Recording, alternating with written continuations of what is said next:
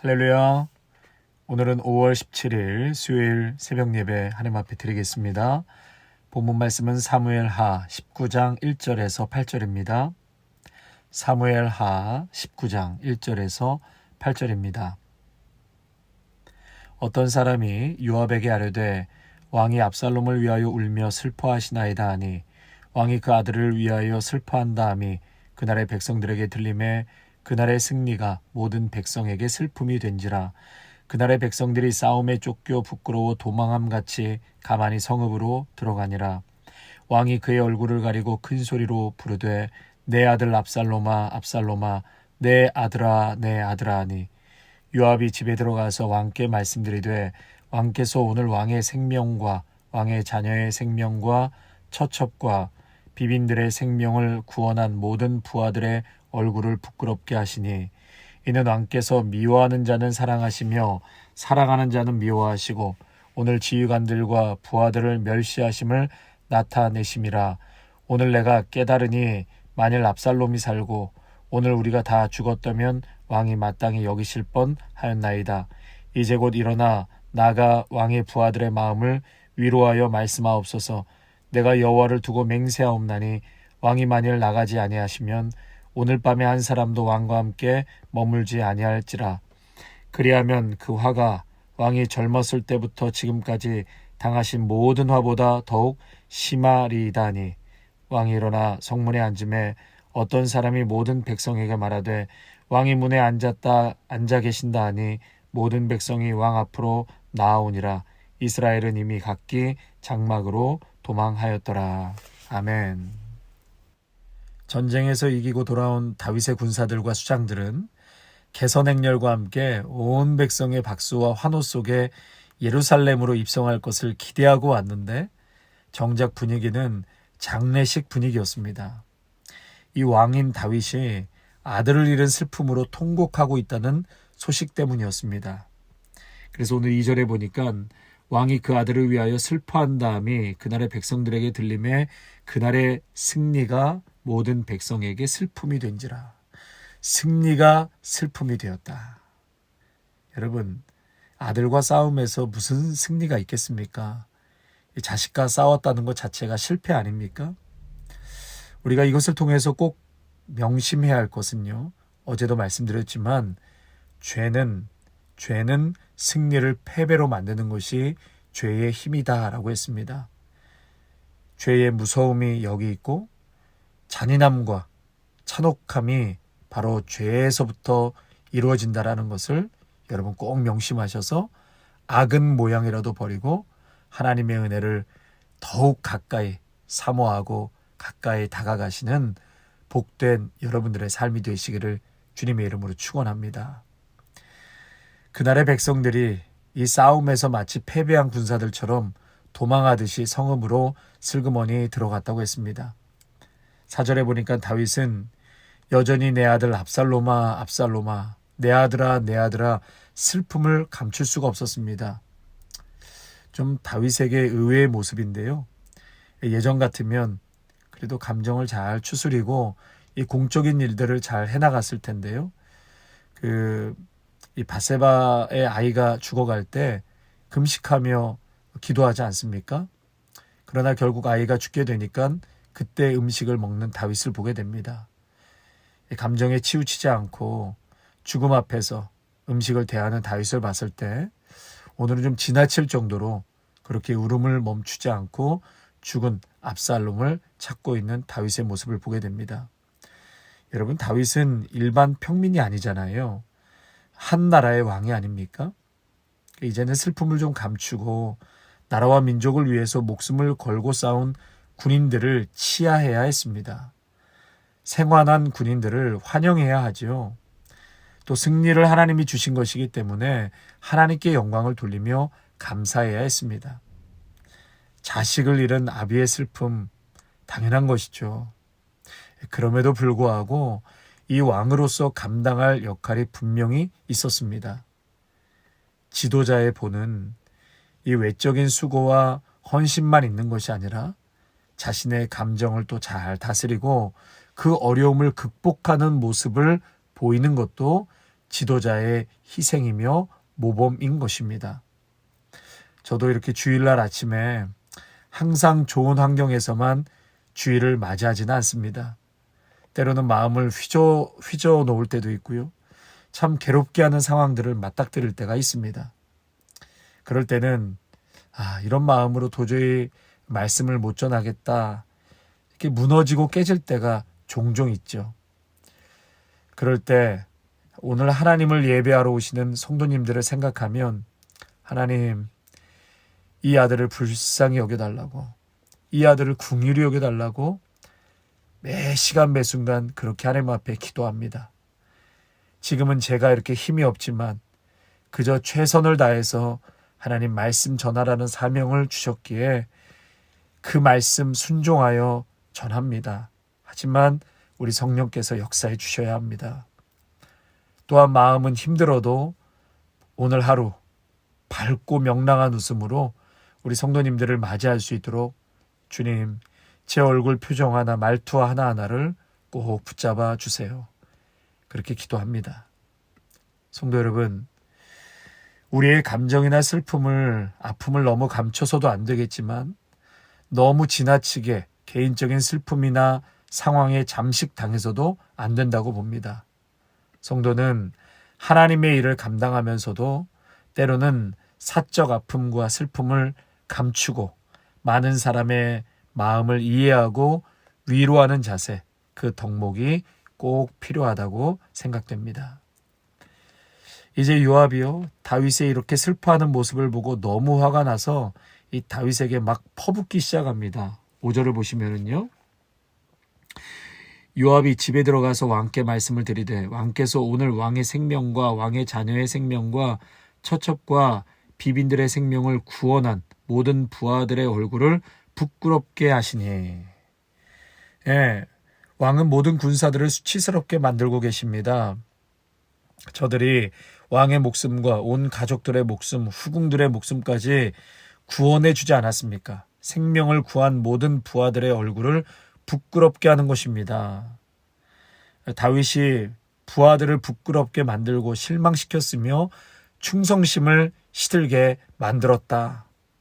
그러면서 그냥 퍼붓는 것이죠. 여러분, 여기서 요압이 큰 좀 실수하는 말을 하는데요. 구원이라는 그런 단어를 지금 사용하고 있습니다. 구원이라는 단어요. 생명을 구원한. 여러분, 생명을 하나님께서 구원하시지 인간이 구원하는 게 아니죠. 그러니까 요압은 모든 전쟁의 승리는 결국 자신에게 있다라는 것이에요. 군대의 힘으로 승리했다라는 것을 말하고 있는 것입니다. 얼마나 교만하고 또 하나님의 그 살아계심을 부인하는 그런 지금 이야기를 하고 있는 것이죠. 하나님이 세우신 왕 앞에서 얼마나 지금 무례한 말을 하고 있습니까? 다른 왕 같으면 벌써 칼을 뽑아서 내리쳤을 것입니다. 요압은 전쟁의 모든 승리를 자신의 공로로 여긴 것이죠. 얼마나 교만한지 모릅니다. 이렇게 하는 것이 이제 왕께 반역한 사람들은 사랑하고 왕을 사랑하는 사람들은 미워하는 것입니다.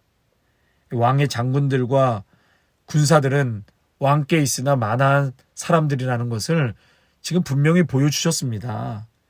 차라리 압살롬이 살아있고 우리가 모두 죽었다면 왕은 오히려 더 기뻐하셨을 것입니다. 이렇게 막 엄청난 얘기를 다윗에게, 슬픔에 잠겨있는 다윗에게 퍼붓죠. 그러면서 7절에 이제 곧 일어나 나가십시오. 왕의 부하들의 마음을 위로하여 말씀하십시오. 내가 여호와를 두고 맹세하는데 왕이 만일 나가지 아니하시면 오늘 밤에 한 사람도 왕과 함께 머물지 아니할지라. 그리하면 그 화가 왕이 젊었을 때부터 지금까지 당하신 모든 화보다 더욱 심하니라. 막 그냥 저주까지 품어대는 그러한 말을 거침없이 쏟아내고 있습니다. 요압은 마치 이 자신이 왕을 세우거나 폐할 권한이 있는 것처럼 다윗에게 매우 위협적이고 거만하게 짝이 없습니다. 그래서 가까울수록 우리는 더 말조심을 하고 예의를 갖춰야 합니다. 분명 누군가는 나서서 왕이 슬픔에서 벗어나도록 조언해야 할 상황은 맞습니다. 그러나 이렇게까지 버릇이 없이 감히 왕 앞에서 할 소리가 있고 하지 말아야 할 소리가 있는데 상황과 감정에 매몰되어서 큰 상처가 되는 말들을 지금 퍼붓고 있는 것이죠.